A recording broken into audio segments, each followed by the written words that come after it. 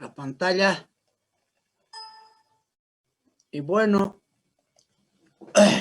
para iniciar un comprendido, por favor, si se ve la imagen y el sonido es adecuado. Buenos días, doctor. Sí, se escucha. Muy bien, hija, muchas gracias. Entonces vamos a iniciar, como decía al principio, el tema para estas próximas clases es abdomen, ¿no? Ya hemos hablado del tórax y su contenido, ahora pasamos al abdomen. El abdomen y su contenido. Eso quiere decir que vamos a ver la cavidad abdominal como tal, ¿no? La cavidad abdominal y el contenido que se encuentra, los órganos mejor que se encuentran en esta cavidad, que normalmente hemos estado indicando un continente y un contenido. Bueno, pero ahora vamos a hablar primero de las partes generales que corresponde al abdomen. El abdomen es una cavidad que está formado por 6 paredes. Una pared superior que corresponde al diafragma, una pared inferior, la pelvis, una pared anterior que corresponde al músculo recto mayor, una pared posterior que corresponde a la columna vertebral y a la región lumbar, y entre ellas las paredes laterales que constituyen, son las paredes laterales que constituyen los músculos anchos del abdomen. Es pared anterior, que es el músculo recto, paredes laterales, el diafragma por arriba, la pelvis por abajo y por detrás la columna y la región lumbar. Bueno, esto es en términos generales. La cavidad del abdomen contiene a los órganos viscerales, principalmente del tubo digestivo y sus anexos, como estamos viendo en este gráfico, donde encontramos a el estómago, ¿no? Duodeno, intestino delgado, intestino grueso. Y los anexos, el hígado y el páncreas, pero también vamos a considerar el vaso. Sin embargo, en la cavidad abdominal, aunque no intraperitoneal, sino retroperitoneal, vamos a encontrar también a los riñones, a sus conductos, ¿no? A los ureteres. Y bueno, estos órganos que estamos señalando, las vísceras abdominales, en realidad unos se encuentran prácticamente cubiertos por el tórax, por la base del tórax, y se denominan órganos tóraco-abdominales, ¿no? Como el hígado, el estómago, debido a la disposición que tiene el diafragma de forma de una cúpula, ¿no? Que sobresale, que mejor que se eleva, ¿no? Que se eleva en aproximadamente hasta la quinta costilla en el lado derecho y a la sexta costilla en el lado izquierdo, ¿no? Esa es la disposición entonces que se tiene. De tal manera que por esa gran concavidad que tiene el diafragma, órganos abdominales se encuentran dentro o protegidos por la base del tórax. De ahí que algunos autores están hablando de órganos tóraco-abdominales y la cavidad es tóraco-abdominal. Sin embargo, hacia abajo, ¿no? La cavidad abdominal, si bien se limita, diremos, al nivel de la pelvis mayor de la cavidad, esta pelvis se continúa hacia abajo con la pelvis menor, de manera tal que los órganos también se introducen hacia la pelvis, vamos a ver, aquí está, hacia la pelvis menor, prácticamente hasta llegar al suelo de la pelvis, de manera tal, entonces, que los órganos abdominales no solo se encuentran a nivel superior, a nivel torácico, sino también a nivel en la parte abdominal, sino también dentro de la pelvis, como estamos viendo, esta excavación es la pelvis. De manera que se denomina cavidad, entonces, abdominopélvica. De hecho, el recto, que es la parte terminal del tubo digestivo, va a estar dentro de la pelvis. Y delante de él, como vamos a ver luego, los genitales, ¿no? Tanto masculinos como femeninos, los genitales internos. De manera tal entonces que se está hablando de órganos abdominogenitales en realidad, ¿no? De la cavidad abdominopélvica. Vean, entonces, por arriba, si bien existe un órgano del cual vamos a ver enseguida con detalles, es el diafragma, lo cierra y lo separa completamente del tórax, del contenido torácico, desde luego, excepto en lo que corresponde a la parte de la base donde los órganos abdominales están protegidos por el tórax. Hacia abajo no hay nada que lo separe la cavidad abdominal de la cavidad pélvica. Por eso los órganos son abdominopélvicos y los vamos a estudiar en ese sentido también, ¿no? En las otras paredes sí podemos ver que realmente son verdaderas paredes, como la pared posterior que estamos viendo aquí. La pared posterior corresponde a la columna vertebral, ¿no? Desde la primera vértebra lumbar, ¿no? Que forman la superposición de las 5 vértebras lumbares. Luego, ya dentro de la cavidad de la pelvis, la cara anterior del sacro, que es esta, ¿no? Que va a formar la pelvis menor. Por tanto, por eso estamos hablando en la línea media de la columna vertebral, incluido el sacro y el coxis. Lateralmente a la columna vamos a encontrar la región lumbar, formado por los músculos psoas, en este caso, y el músculo cuadrado lumbar, que es este. Estos forman la pared posterior de la cavidad abdominal, que se extienden desde las últimas costillas, ¿no? Vamos a ver, a la cresta ilíaca y un poco más profundamente hasta la región de la fosa ilíaca. Bueno, en ese sentido, entonces, vamos a hablar de esta pared posterior con estos músculos y sus inserciones. La pared anterior está formado por el músculo recto mayor del abdomen, formando por la saponeurosis subaina, ¿no? Esta región externo-costopubiana, que se llama también topográficamente, se extiende desde la base del apéndice sifoides, de los cartílagos costal, del cartílago costal mejor de la séptima costilla y las costillas subyacentes, ¿no? Octava, novena, décima costilla, y de ahí se dirige hacia abajo hasta la región del pubis, ¿no? Por eso se llama externo-costopubiana. También vamos a observar a este músculo en toda su extensión y cómo se forma su vaina. Aquí solamente estamos citándolo como la pared anterior. Y finalmente las paredes laterales que se encuentran entre la pared anterior y pared posterior y la pared inferior, ¿no? Cubren los lados, por eso se llaman paredes laterales, izquierda y derecha, que está formado por los músculos anchos del abdomen. Los músculos anchos del abdomen son 3, el oblicuo externo, el interno y el transverso, mismos que también vamos a estudiar en forma separada cada uno de ellos para formar la cavidad como tal, ¿no? En ese sentido, entonces, la pared superior, que es el músculo diafragma, es un órgano blando. La pared anterior y lateral también corresponde a órganos blandos, distensibles, principalmente anterior y lateral. La pared inferior o el suelo de la pelvis, si bien forman los músculos y el suelo de la pelvis, es también un órgano movible, pero no se distiende, sino queda solamente en esa cavidad. Las paredes anterior y laterales son órganos distensibles, ¿no?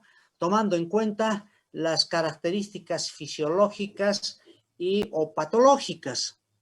Normalmente en un abdomen debe ser plano, como en este caso estamos viendo, pero se puede distender por acúmulo de ciertas características como, por ejemplo, derrames líquidos, ¿no? Derrame peritoneal, líquidos edematosos, en realidad de edema intraabdominal, que se llama ascitis.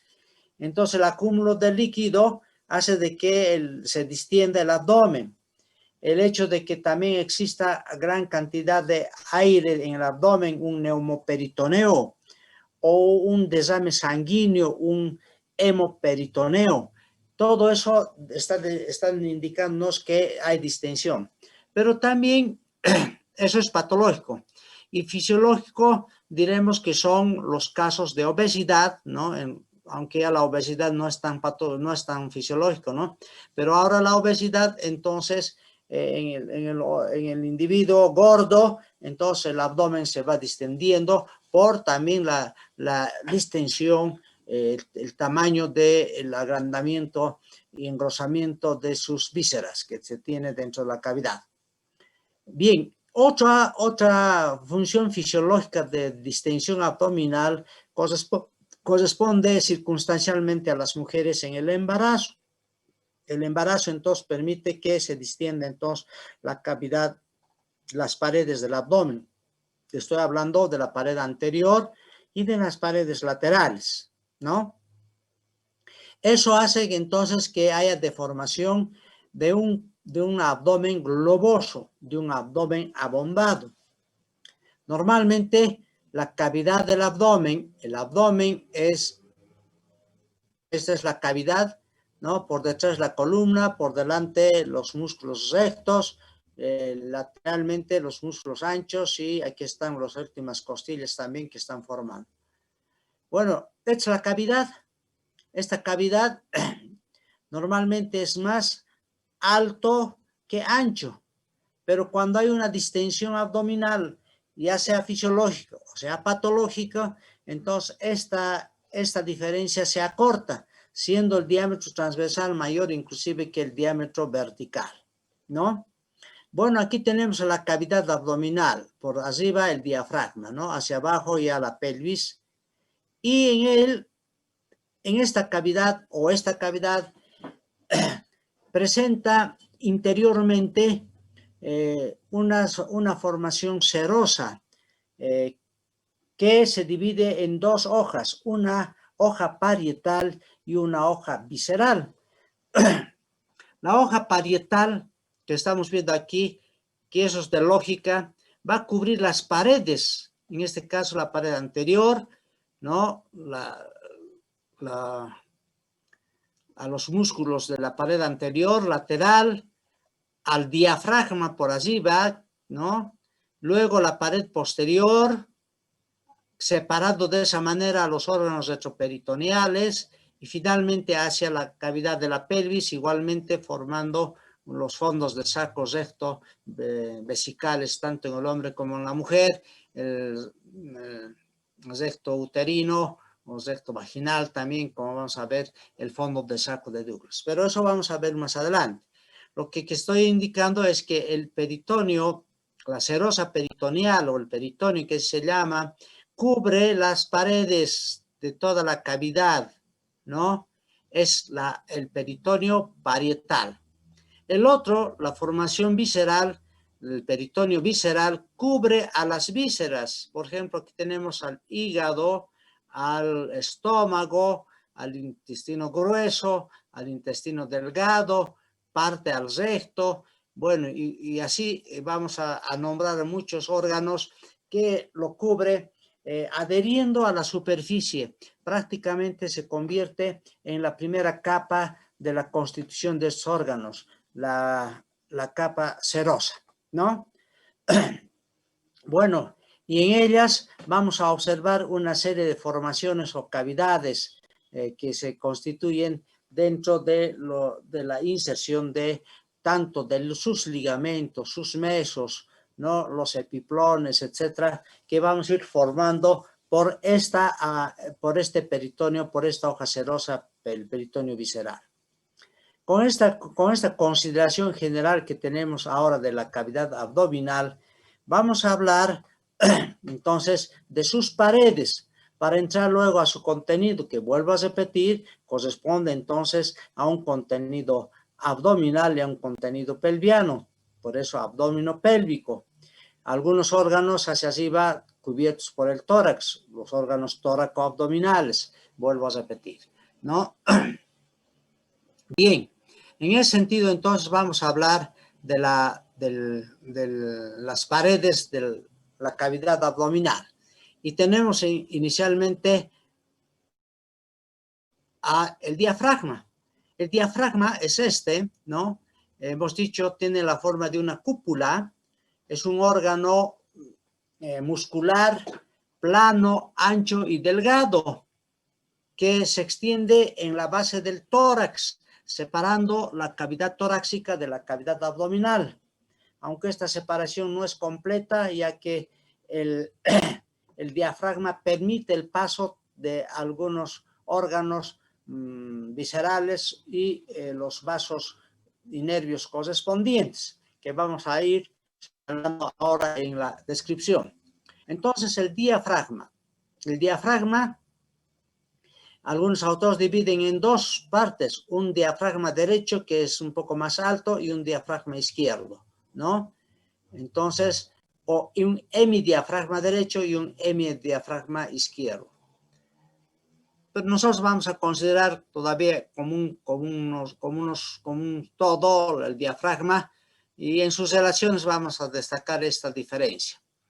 Entonces, el diafragma, como un órgano muscular ancho, se extiende a manera de un tabique, pero de forma de una cúpula que va a separar, vuelvo a pedir, tórax y abdomen. Presenta para su estudio dos caras y una circunferencia que viene a constituir la inserción en la base del tórax y en la región lumbar, como vamos a ver enseguida, ¿no? El diafragma es convexo hacia arriba, hacia la cavidad del tórax, y cóncavo hacia la cavidad abdominal. Además de tener fibras musculares, el diafragma presenta una porción central que viene a ser la porción aponeurótica. Entonces nos referiremos a la constitución del diafragma, ¿no? En sus caras y en sus inserciones, en su porción muscular y en su porción aponeurótica. Aquí tenemos al diafragma visto por la cavidad abdominal, ¿no? Y fácilmente observamos la parte muscular y la parte tendinosa, ¿no? La parte tendinosa.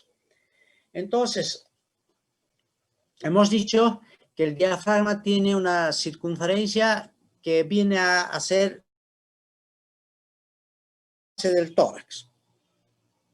Y vamos a ver que tiene inserciones posteriores, que estamos viendo aquí, inserciones anteriores a nivel del esternón y las inserciones laterales a nivel de las costillas, ¿no? Entonces hay inserciones lumbares, inserciones esternales, inserciones costales o controcostales en realidad. Pero vamos a ver cómo sucede aquello. Empezamos a hablar de las inserciones posteriores, donde reviste una gran importancia debido a que ya hemos hecho mención a varias. Bueno, a nivel de la columna lumbar, entre la primera, segunda y la tercera lumbar, que están aquí las tres vértebras lumbares iniciales, se insertan los pilares del diafragma. Y los pilares del diafragma se reconocen en pilares principales y pilares accesorios. Vamos a ir por partes. Estos pilares, que algunos autores también lo llaman cruz, pero no con Z, sino con S, cruz o pilar principal, derechos e izquierdo. Y vamos a ver cómo es esto. El pilar o cruz derecho es este, es largo, ¿no? Se inicia insertándose en el cuerpo de la tercera, segunda y primera vértebras lumbares a través de fibras ¿no? Tendinosas, esto es, en los discos intervertebrales que separan de la lumbar 3 con la lumbar 2, de la lumbar 2 con la lumbar primera, ¿no? Ahí están los discos intervertebrales. A veces llega hasta inclusive al disco intervertebral que separa tercera de la cuarta, pero ya esa es una inserción muy baja.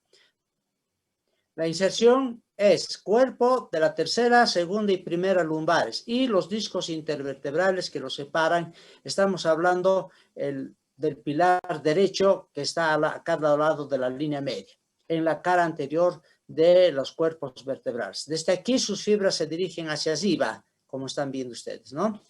Ese es el pilar derecho. El pilar izquierdo corresponde, esto es, a la inserción también tendinosa en el cuerpo de la segunda y la primera lumbar, vale decir, es más corto en el disco intervertebral que separan ambas vértebras, lumbar primera y segunda. De ahí igualmente sus fibras se dirigen hacia arriba, ¿no?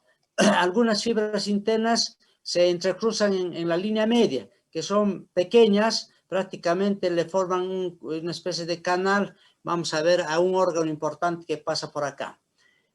Los pilares derecho e izquierdo principales se dirigen hacia arriba y adelante.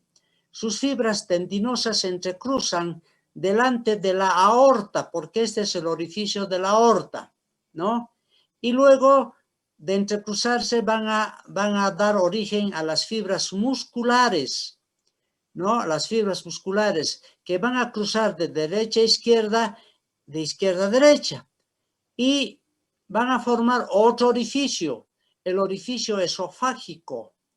Y finalmente estas fibras musculares que están viniendo desde los pilares principales, entonces han de llegar a la parte aponeurótica, a la parte posterior de la aponeurosis del diafragma. Esta disposición de la inserción de los pilares forman dos orificios. Un orificio que se llama el orificio aórtico, ¿no? Por donde pasa la aorta y el conducto torácico, recuerden ustedes. Tiene la forma de un ovoide, como están viendo ustedes acá, ¿no? De unos 35 milímetros de diámetro antero-posterior por 15 milímetros de diámetro transversal. Por delante y hacia arriba tenemos el orificio esofágico, ¿no? El orificio esofágico, también de forma ovoide de unos 30 milímetros de sentido de su diámetro vertical por uno y un poquito más de diámetro transversal, ¿no? 1 centímetro con milímetros. 12 milímetros para ser concretos. Entonces así se han formado dos orificios en el diafragma por la formación de los pilares. Ahora, los pilares accesorios son también izquierdo y derecho, los cruz accesorios que dicen algunos autores. Estos nacen lateralmente en la primera lumbar, ¿no? También por fibras tendinosas. Estas se dirigen hacia arriba y adelante y van a terminar dando origen hacia adelante a las fibras musculares. Hacia adentro va a unirse hacia el pilar principal. Entre el pilar accesorio y el pilar principal tenemos aquí un espacio, el hiato diafragmático derecho y el hiato diafragmático izquierdo. ¿Para qué servían estos hiatos? La pregunta es, ¿no es cierto? Ya hemos hablado. Por ahí pasa las venas lumbares, la lumbar derecha y la lumbar izquierda, que al atravesar el diafragma y llegar al tórax se convierten en las venas ácigos mayor y ácigos menor, ¿no? Eso es importante. También por esto van a pasar los nervios esplácnicos, mayor y menor. Vamos a ver eso más adelante también. Bien, entonces, una lumbar se ha insertado el pilares principales y pilares accesorios. Sin embargo, existe otras inserciones laterales todavía que partiendo del cuerpo de la primera lumbar, ¿no? Se dirige en forma de un arco, ¿no? a la apófisis transversa de la misma vértebra lumbar, que es esta. Del psoas es una formación tendinosa en forma de arco. Y del arco de la apófisis transversa de la primera lumbar, otro arco fibroso que se dirige hacia la última costilla. Es el arco del músculo cuadrado lumbar. Entonces, de esa manera, el diafragma se ha insertado primero en la columna de los pilares. Esto es lo más importante que se tiene a nivel del diafragma, y luego el arco del psoas y el arco del cuadrado lumbar. De aquí sus fibras se dirigen hacia adelante y hacia arriba para terminar insertándose respectivamente tanto en el lado derecho como en el lado izquierdo en las hojas laterales de la aponeurosis del diafragma.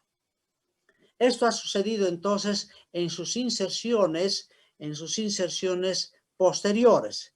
Sus inserciones anteriores corresponden a la inserción del esternón y de los cartílagos costales que llegan a la base del esternón, principalmente de la séptima costilla, ¿no? Entonces tenemos ahí inserciones costales o condrales propiamente, y las inserciones esternales. Desde la base del inserto en la cara posterior de la base de la apófisis sifoides del esternón, se dirigen sus fibras hacia atrás, hacia arriba y hacia atrás, en busca de la aponeurosis del diafragma, que es esta, ¿no? Entonces, los posteriores son posteriores, los anteriores son anteroposteriores, la dirección de las fibras. Las inserciones laterales corresponden a, vamos a ver, del psoas y el arco del cuadrado lumbar. Es las inserciones, pilar derecho, pilar izquierdo, orificio aórtico, orificio esofágico, ¿no? Sigamos. Bueno, las laterales se van a insertar en las últimas costillas, ¿no? En la séptima costilla, octava, novena, décima y undécima costilla. En su cara interna de estas costillas, ¿no? En forma de digitaciones, son las inserciones condrales en los cartílagos costales, especialmente de la séptima, y en las costillas, inserciones costales. Desde ahí, todas las fibras han de dirigirse hacia arriba, hacia la línea media, donde vamos a insertar al centro frénico, que es la aponeurosis, ¿no? ¿Qué es esto? La aponeurosis del diafragma. Bueno, entonces todas las fibras musculares, como estamos viendo aquí, han llegado desde las costillas hasta la aponeurosis, a las hojas laterales de la aponeurosis, las anteriores y las posteriores, con las formaciones muy importantes. De esa manera se han comportado las inserciones del diafragma en la base del tórax. Ahora bien, hemos dicho que el diafragma, en su parte central, se forma la parte aponeurótica, es la aponeurosis. La aponeurosis del diafragma, aquí, la aponeurosis del diafragma es esto, corresponde a una porción tendinosa muy resistente, de nacarado, brillante, que es reluciente, principalmente visto por la parte torácica, ¿no? Es el denominado centro frénico.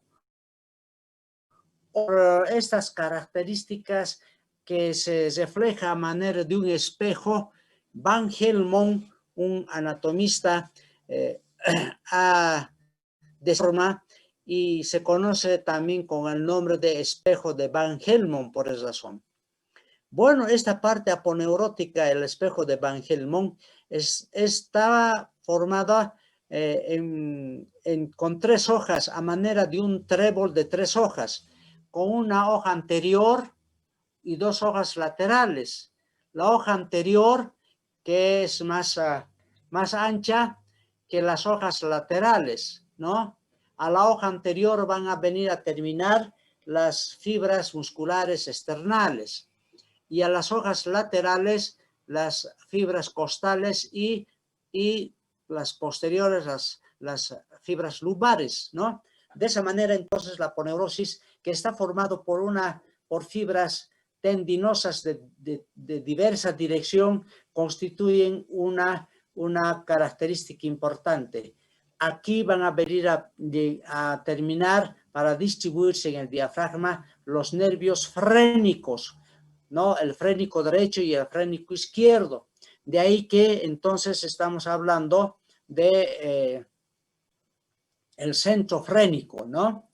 El centro frénico. Ahora bien, en la hoja derecha y al lado derecho del orificio esofágico encontramos otro orificio, el orificio de la vena cava inferior.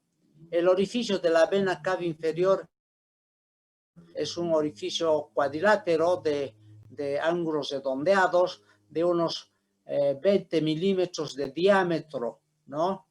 Corresponde al ingreso de la vena cava inferior, ¿no? Por eso se llama orificio de la vena cava inferior. Bueno, y de esa manera nosotros tenemos estudiado las inserciones y tanto en su parte muscular como en su parte aponeurótica, ¿no? Esto es lo que constituye este órgano, que es el diafragma, que se ve así, bueno, que se ve así mejor, ¿no? Es el diafragma, donde está acá las inserciones en las costillas correspondientes, que hemos dicho, las inserciones costales, las inserciones externales y las inserciones lumbares. Y de esa manera, el diafragma, un músculo ancho, delgado y plano, de forma de una cúpula, entonces por su convexidad va a formar la pared inferior del tórax y por su concavidad está formando la pared superior del abdomen. Bien, entonces la próxima clase, el día miércoles, vamos a concluir con el diafragma. Tenemos que hablar de sus relaciones, hablar de sus vasos y nervios, y particularmente tenemos que hacer mención de su función, la función de la contracción del diafragma que tiene que gravitar sobre la función respiratoria, porque es la parte mecánica de la respiración. Bien, jóvenes, con esto entonces nos